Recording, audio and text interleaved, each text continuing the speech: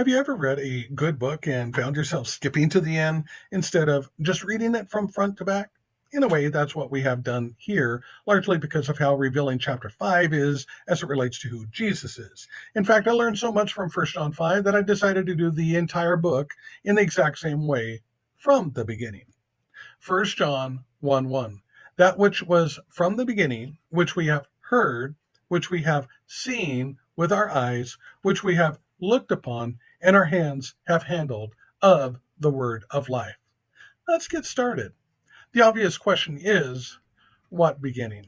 From the beginning. It could be before anything existed.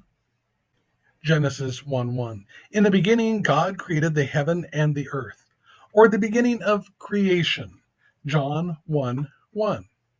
In the beginning was the Word, and the Word was with God, and the Word was God. One must ponder if those two verses are speaking of the same beginning.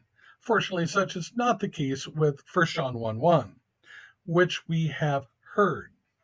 Given that the disciples are not thousands of years old, we would have trouble defining this as the beginning of time or creation.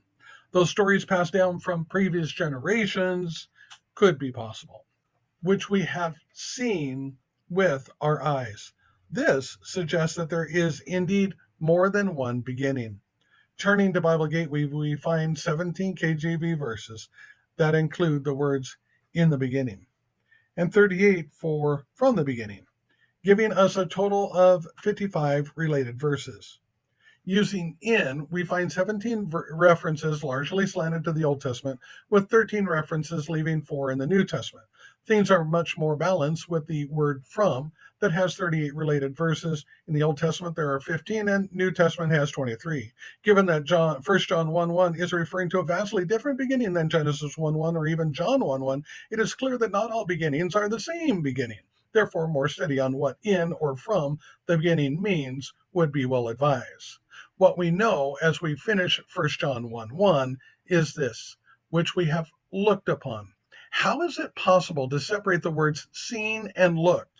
The double emphasis demonstrates the import of firsthand witness within the verse, especially when you read, and our hands have handled.